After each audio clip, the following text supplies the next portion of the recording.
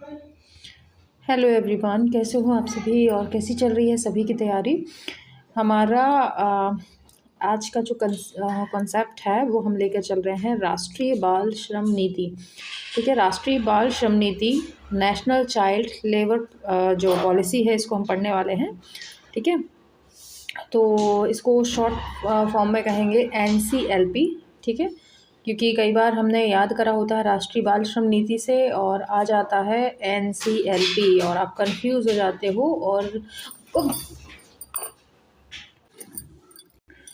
तो इसमें हमें कन्फ्यूजन हो जाता है कि राष्ट्रीय बाल श्रम नीति और NCLP एक ही है, तो इसको शॉर्ट फॉर्म में भी याद करना है ताकि दिक्कत ना हो। इंग्लिश में याद कर लो, नेशनल चाइल्ड लेबर पॉलिसी, बस उसका शॉर्ट फॉर्म हो गया NCLP।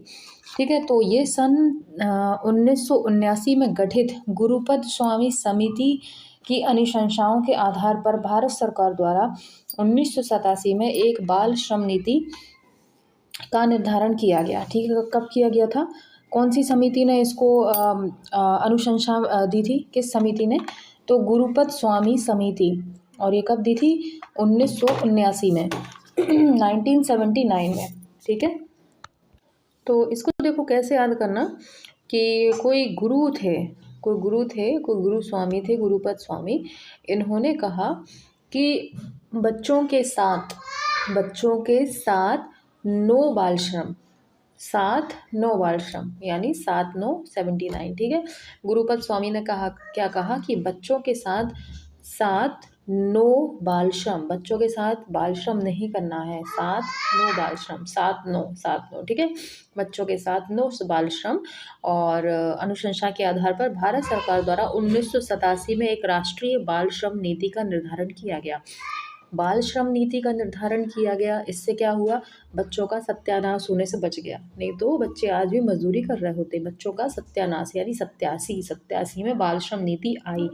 ठीक है, बच्चों को बाल श्रम नीति आने से क्या हुआ, राष्ट्रीय बाल श्रम नीति आने से बच्चों का सत्यानाश होने से बच गए। ठीक है, तो हमने इसको याद कर लिया NCLP को। आगे बढ़ेंगे, राष्ट्रीय बाल नीति अब क्या है, सिर्फ बाल नीति, श्रम हट गया इसमें से। अब राष्ट्रीय बाल नीति क्या है, ये 2013 में आई थी।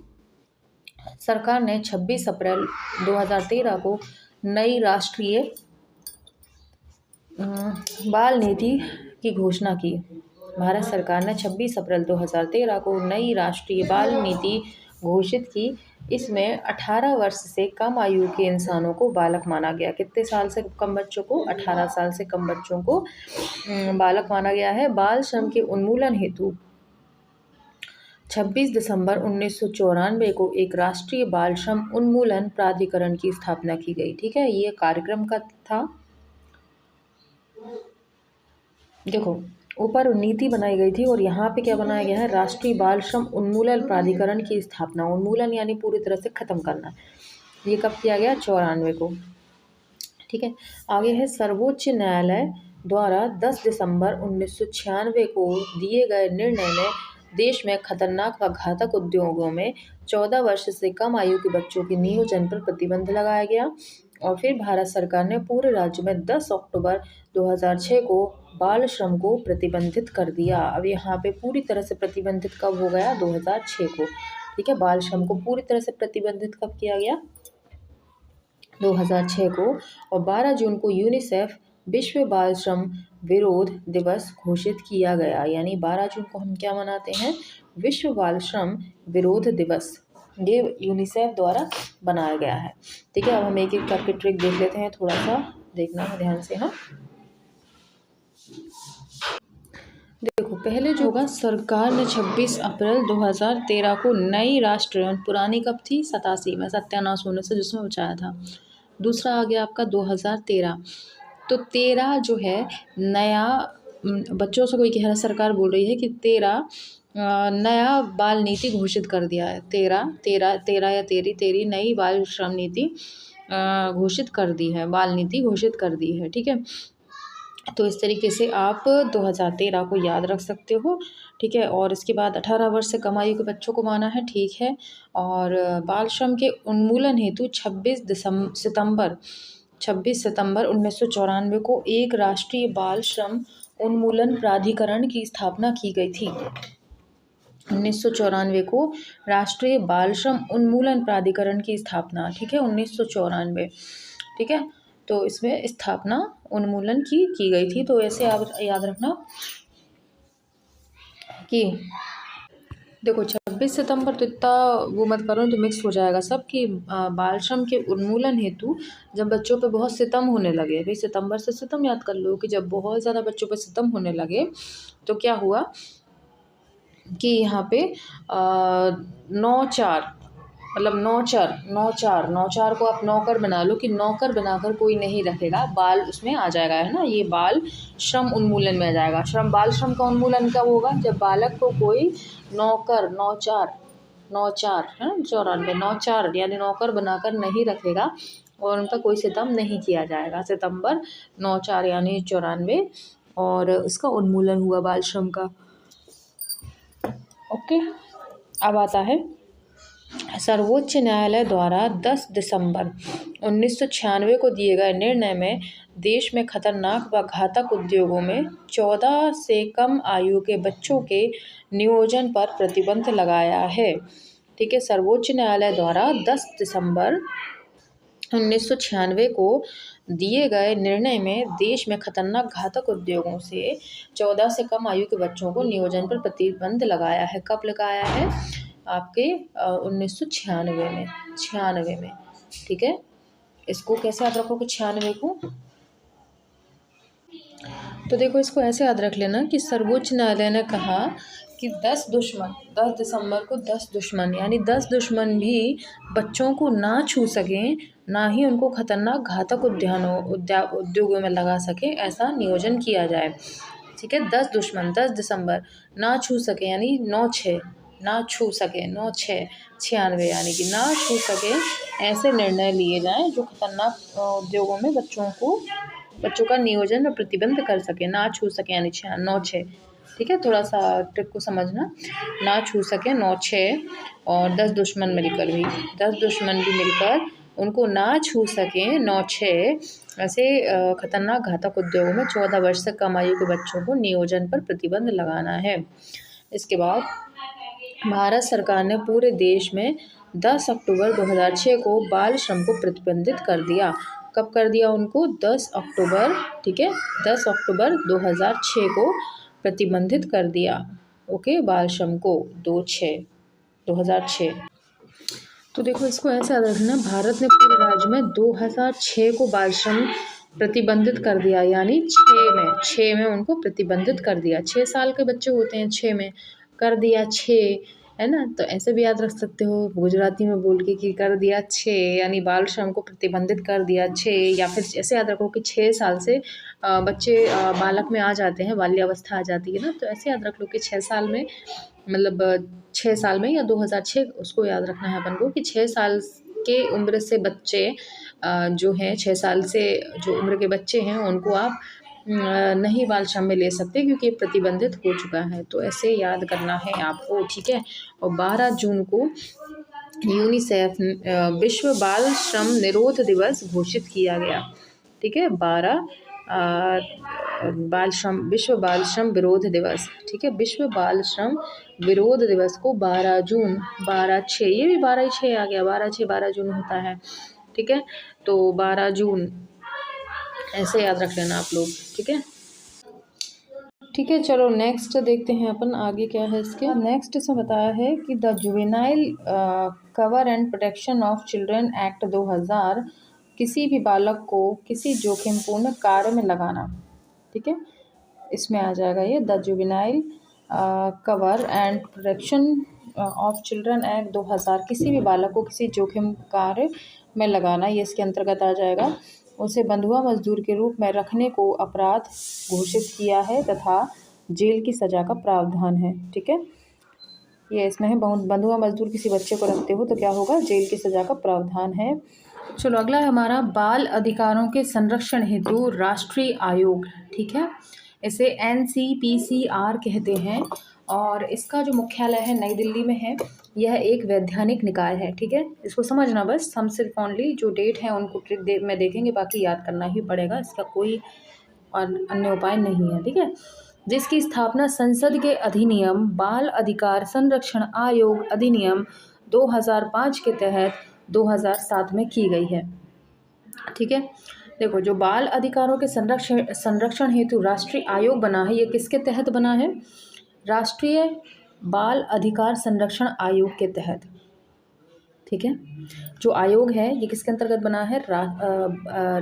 बाल अधिकार संरक्षण आयोग के तहत बना हुआ है, जो 2005 का है, 5 के नाम से जाना जाता है, जिसकी स्थापना 2007 में हुई है। किसकी? इसकी बाल अधिकार के संरक्षण हेतु राष्ट्रीय आयोग। यानी यहाँ पर देखो मैं आपको समझा देती हूँ, ये देखो ये जो दिया हुआ है ना, ये NCPCR, इसकी स्थापना किसके अंतर्गत हुई है? बाल अधिकार संरक्षण आयोग अधिनियम 2005 के तहत, और इसकी स्थापना हुई है कब? 2007 में। ठीक है, 2007 में इसकी स्थापना हुई है, किसके तहत? ये 2005 बाल अधिकार संरक्षण आयोग के तहत। ठीक है, आगे बढ़ेंगे। इसमें एक अध्यक्ष व 6 सदस्य होंगे। इसमें एक अध्यक्ष होगा और 6 सदस्य होंगे। किसमें? बाल अधिकारों के संरक्षण हेतु राष्ट्रीय आयोग। ठीक है, NCPCR में 6 सदस्य होंगे, एक अध्यक्ष होगा, और 6 सदस्यों में से कम 2 महिलाएं होना अनिवार्य है। ओके, 2 महिलाओं का होना अनिवार्य है। किसमें? ये NCPCR में। अब वर्ष 2010 में 6 से 14 वर्ष के बच्चों को निःशुल्क व अनिवार्य शिक्षा प्राप्त करने का अधिकार का एक्ट 2009 लागू किया गया था, तथा उन्हें शिक्षा प्रदान करने का माता पिता का दायित्व बनाया गया था। ठीक है, इसके अंतर्गत ये 2010 में 6 से 14 वर्ष के बच्चों को जो RTA हमारा वो स्थापना हुई थी। ठीक है, आगे चलें। ये इसमें कोई डाउट है क्या किसी को? डाउट होना नहीं चाहिए वैसे। जो बाल अधिकार संरक्षण आयोग जो है, ठीक है, बाल अधिकार संरक्षण आयोग 2005 जो है उसके अंतर्गत स्थापना हुई है। ठीक है, आगे चलें। अब बाल श्रम के तथ्य देख लो। एशिया प्रशांत क्षेत्र में बाल श्रमिकों की संख्या सर्वाधिक है। एशिया प्रशांत क्षेत्र में व अफ्रीका में बाल श्रमिकों का विस्तार सर्वाधिक है। अगर क्वेश्चन पूछे कि सर्वाधिक बाल श्रम का विस्तार कहाँ पर है, तो वो है आपका अफ्रीका में। बाल श्रमिकों की सर्वाधिक संख्या कृषि कार्य में संलग्न है। ठीक है, सबसे ज़्यादा किस में संलग्न है? कृषि में। मतलब बच्चों से कृषि का काम ज़्यादातर कराया जाता है। कृषि में मजदूरी का काम उनको दे दिया जाता है, जैसे कोई गेहूं कटाई या जो भी काम होते हैं उसमें, ये कामों में लगाया जाता है सर्वाधिक। ठीक है, इसके बाद भारत में यह प्रतिशत लगभग 79% है। मतलब 79% बच्चे ऐसे हैं जो कि बाल श्रम में लिप्त हैं। ठीक है, इसके बाद सार्क देशों में 1990 का दशक बालक दशक घोषित किया गया था। ये भी क्वेश्चन हो सकता है। सार्क देशों द्वारा कौन से दशक को बालक का दशक कहा गया है? तो 1990 को कहा गया है। ठीक है, बाल श्रम कम करने में सार्वभौमिक शिक्षा एक प्रमुख एवं प्रभावशाली भूमिका अदा करती है। ठीक है, बाल श्रम कैसे कम हो सकता है? शिक्षा के द्वारा। जब शिक्षा माता पिता को होगी तभी वो उसमें बाल श्रम में कमी ला सकते हैं, क्योंकि ज़्यादातर क्या होता है, माँ बाप ही बच्चों को बाल श्रम की ओर धकेलते हैं। हमारी घर की स्थिति अच्छी नहीं है, पिताजी के उससे नहीं हो पा रहा है पूरा, तो हम मजदूरी कर रहे हैं, आपके पिताजी कर रहे हैं, तो आप भी लिप्त हो जाओ उसमें। तो शिक्षा इसका एक मेन रोल हो सकता है इसको ख़त्म करने में, बाल श्रम को। ठीक है, नेक्स्ट देखते हैं। मगर गरीबी के कारण बच्चों को स्कूल छोड़ना पड़ता है। वही बात आ गई, स्कूल छोड़ना पड़ता है भाई बच्चों को, माँ बाप की स्थिति नहीं है। भले सरकार ने फ्री शिक्षा कर दी है, लेकिन जितने टाइम में बच्चा स्कूल जाएगा, माँ बाप की सोच होती है कि उतने टाइम में बच्चा मजदूरी कर लेगा तो पैसे आ जाएंगे घर में, है ना। तो उनको फ्री की शिक्षा नहीं दिखती। पहले क्या दिखता है कि बच्चा मजदूरी करेगा तो घर में पैसा आएगा, दाल रोटी चल जाएगी। ठीक है, ये मेन कारण है इसका। अगला है कार्यान्वयन की समस्याएं। कामगार बच्चों का 80% से ज़्यादा ग्रामीण इलाकों में तथा कृषि क्षेत्र में है ना। लगभग 80% बच्चे कहाँ रहते हैं? ग्रामीण क्षेत्रों में रहते हैं, और जो कृषि उनका मेन ऑक्यूपेशन होता है। ओके, उनका एक बड़ा हिस्सा स्वनियुक्त व असंगठित क्षेत्र जैसे घरेलू नौकर, ढाबों होटलों में कार्यरत बच्चे, कुली या निर्माण स्थलों में काम कर रहे बच्चे हैं जो किसी भी सुरक्षात्मक कानून में नहीं आते हैं। ठीक है। अब जो 80% बच्चे हैं उनमें से अधिकतर क्या करते हैं, या तो उनको कहाँ लगा दिया जाता है, किसी होटल पे, आपने देखा होगा कप प्लेट धोते हुए नज़र आते हैं, है ना, फूड सर्व करते हुए नज़र आते हैं। इसके बाद कुली का काम कर देते हैं, है ना, होटल किसी निर्माण स्थल पर तसले वगैरह उठाने में या कुछ भी ऐसे वैसे काम करने में उनको लगा दिया जाता है, और जो किसी सुरक्षात्मक कानून में नहीं है। ठीक है। कोई सुरक्षा के वो क्राइटेरिया नहीं उसमें डिसाइड किएगा, बस लगा दिया काम में, ऐसा कुछ है नहीं कि कानून का डर है उनको या कुछ भी, ऐसा कुछ नहीं है। सुप्रीम कोर्ट ने MC मेहता बनाम तमिलनाडु 1996 को एक ऐतिहासिक फैसला लिया। 96 को ऐतिहासिक फैसला लिया जिसमें खतरनाक उद्योगों में बाल श्रम पर रोक लगाई गई व उसकी शिक्षा के लिए कल्याण कोष का प्रावधान किया गया। अभी हमने 9/6 पढ़ा था, है ना, 9/6 ध्यान है, पढ़ा था, है ना, बच्चों में बाल श्रम 9/6। ठीक है, ये अभी हमने देखा हुआ था। आगे है विभिन्न कानूनों व सरकारी प्रयासों के बावजूद भी बाल श्रम जारी है। कैसा है, बाल श्रम जारी है। काफ़ी शिक्षा सरकार ने कर ली है, कानून बना दिए, और ये बहुत कुछ मतलब कर दिया गया है प्रयास, लेकिन अभी भी जारी है, क्योंकि वही बात आती है ना कि माता पिता जब तक शिक्षित नहीं होंगे, सही तरह से उनको नहीं समझाया जाएगा, तब तक कितने ही कानून आ जाए कुछ नहीं। कोई भी आपके बच्चे को घर से उठाकर मजदूरी नहीं करा सकता जब तक कि माँ बाप खुद उसको परमिशन ना दे कि आप मजदूरी करिए, है ना। तो ये रहा, आगे अपन देखते हैं। अब आता है ICDS, देख लो भाई। राष्ट्रीय बाल नीति 1974 के प्रस्तावों के अनुसरण में राज्य के बच्चों एवं महिलाओं, विशेष रूप से गर्भवती दूध पिलाने वाली माताओं को बेहतर जीवन की मूलभूत सुविधा उपलब्ध कराने के उद्देश्य से वर्ष 1975 में समेकित बाल विकास कार्यक्रम लागू किया गया। राज्य की प्रथम बाल विकास परियोजना बांसवाड़ा क्षेत्र की गढ़ी पंचायत समिति में 2 अक्टूबर 1975 को प्रारंभ की गई। ठीक है, कहाँ प्रारंभ की गई, बांसवाड़ा जिले की गढ़ी पंचायत समिति में 2 अक्टूबर 1975। हमें सिर्फ इतना पता था 2 अक्टूबर 1975 को शुरुआत हुई है, लेकिन इस बुक में और डिटेल दी है कि आप बांसवाड़ा जिले में गढ़ी पंचायत में, ठीक है, इसमें इसकी शुरुआत हुई है। ओके, अब देखते हैं, आगे बढ़ते हैं। इस कार्यक्रम के माध्यम से 6 वर्ष से कम आयु के बच्चों, गर्भवती व धात्री महिलाओं, किशोरी बालिकाओं को 6 सेवाएं उपलब्ध कराई गई हैं। ओके, ये इसमें आ जाएगा। आगे बढ़ेंगे।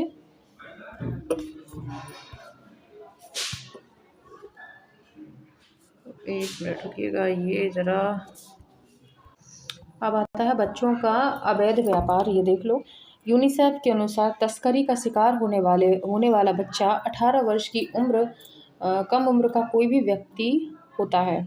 ठीक है, यूनिसेफ के अनुसार तस्करी का शिकार होने वाला बच्चा 18 साल से अगर कम है तो किस में आएगा, बालक की उसमें आएगा, है ना, जो किसी देश के भीतर या बाहर परिवहन, स्थानांतरण, उत्पीड़न या शोषण के उद्देश्य से लगाया गया है। ठीक है, तस्करी किसी भी माध्यम से हो सकती है, परिवहन के माध्यम से, स्थानांतरण के उससे, उत्पीड़न या शोषण के उद्देश्य से लगाया जाता है। बालिकाओं की शादी, सेक्स वर्क, आपराधिक गतिविधि, गोद लेने और अंग व्यापार के लिए तस्करी की जाती है, जबकि पुरुष बच्चों की तस्करी का मुख्य रूप से श्रम और भिखारियों के रूप में की जाती है। ठीक है, मतलब महिलाओं की किस किस में हो सकती है, बालिकाओं की शादी, सेक्स वर्क के लिए, या महिलाओं की शादी देखा होगा कहीं से भी बीवी खरीद कर लाते हैं, कई देशों में देश के हमारे भारत में सुनने को मिला है।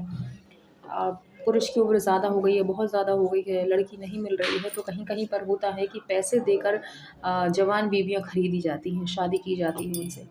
एक तो ये हो गया। दूसरा, सेक्स वर्क के लिए खरीद ली लड़की और उससे सेक्स वर्क करा रहे हैं। इसके बाद आपराधिक गतिविधियाँ, स्मगलिंग वगैरह के लिए उनका यूज़ होता है, क्योंकि लड़कियों के लिए स्मगलिंग थोड़ी आसान हो जाती है, उन पर डाउट डायरेक्ट नहीं जाता है। पुरुष क्या है, शक की निगाहों से हर वक्त रहते हैं, लेकिन महिलाएं कहते हैं ना कि मासूम होती हैं, तो उन पर डाउट कम जाता है, तो लोग स्मगलिंग के लिए लड़कियों की ज़्यादा डिमांड करते हैं। इसके बाद गोद लेने व अंग व्यापार के लिए तस्करी की जाती है। तो गोद लेना एक बहाना हो जाता है, गोद ले लिया और उससे कुछ भी करवा रहे हैं काम। कई लोग कई मामलों में ऐसे सामने आए कि माता-पिता फर्जी माता-पिता बनकर बच्ची को गोद ले लिया और उससे गलत काम कुछ भी करा रहे हैं, है ना? तो ये इस तरीके के काम होते रहते हैं। लड़कों का सीधा-सीधा है, या तो उनसे बाल श्रम करवाएँगे, मज़दूरी कराएँगे, या तो उसको भिखारी बना के बिठा देंगे, तो पुरुषों का यही मेन काम रहता है, ठीक है? अब कभी-कभी तस्करी वाले बच्चों को सशस्त्र समूहों में आपराधिक गतिविधियों के लिए भर्ती कराया जाता है। अब इसमें आ जाएगा तुम्हारा आतंकवाद। कई बार बच्चों की तस्करी, है ना?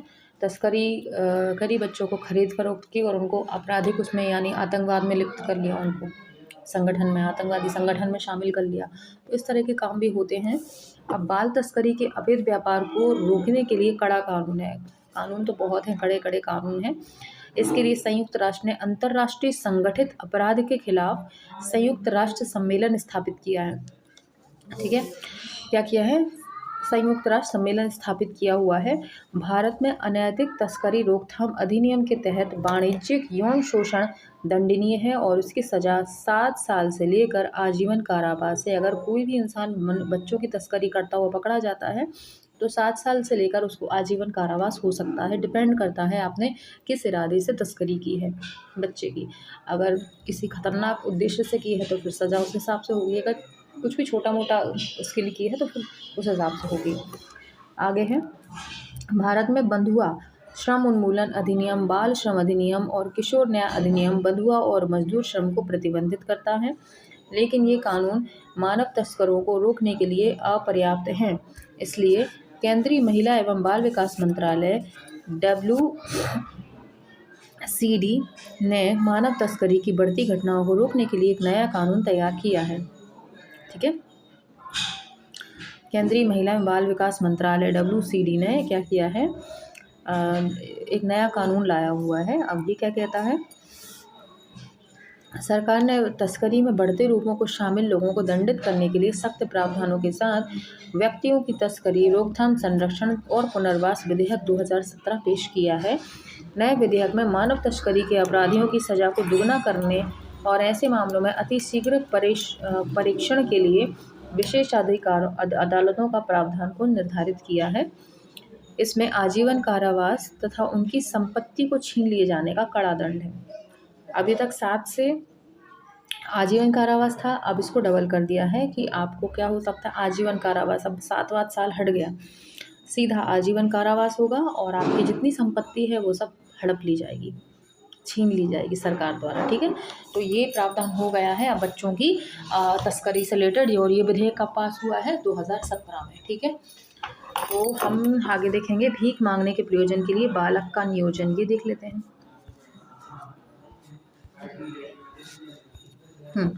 जो कोई भीख मांगने के प्रयोजन के लिए बालक का नियोजित करता है या किसी बालक से भीख मंगवाएगा, वह कारावास से जिसकी अवधि 5 वर्ष की हो सकेगी और 1 लाख रुपये जुर्माने से भी दंडनीय होगा, ठीक है? क्या होगा? अगर कोई भीख मांगने के प्रयोजन से करता है, सिर्फ भीख, ज़्यादा कुछ बड़ा अपराध नहीं है ना? बच्चों को सिर्फ उठाया और भीख मंगवाई उनसे, तो इसके लिए क्या होगा कि वह कारावास जिसकी अवधि 5 वर्ष की हो सकेगी, 5 वर्ष तक का कारावास और 5 लाख रुपए जुर्माने से भी दंडनीय होगा, ठीक है? परंतु यदि भीख मांगने के प्रयोजन के लिए व्यक्ति बालक का अंगोच्छेदन करता है या उसे विकलांग बनाता है, तो वह कारावास से जो 7 वर्ष से कम नहीं होगा किंतु 10 वर्ष तक का हो सकेगा और 5 लाख रुपए तक का जुर्माने से भी दंडनीय होगा, है ना? अगर भीख मांगने के लिए, मान लो अगर सिर्फ भीख मांगना उसके उद्देश्य है, लेकिन बच्चा चाहता है कि उसको ज़्यादा भीख मिले, तो क्या करेगा? हो सकता है उसका हाथ काट दे, हो सकता है उसका पैर काट दे, हो सकता है उसकी आंखें फोड़ दे कि उस पर दया करेंगे लोग तो ज़्यादा भीख मिलेगी। तो ऐसी कंडीशन में क्या हो जाएगा कि 7 वर्ष से मतलब 7 वर्ष तक की सज़ा और 10 लाख रुपए तक का उसको क्या मिलेगा, है ना, जुर्माना लगेगा उस पर। अब अपराध और दंड, हमला करने, बहिष्कार करने, अभद्रता करने या जानबूझकर बच्चे के प्रति लापरवाही करने के अपराध के लिए 3 वर्ष तक के कारावास की सज़ा मिलेगी और 1 लाख रुपए तक का जुर्माना देना होगा। ठीक है।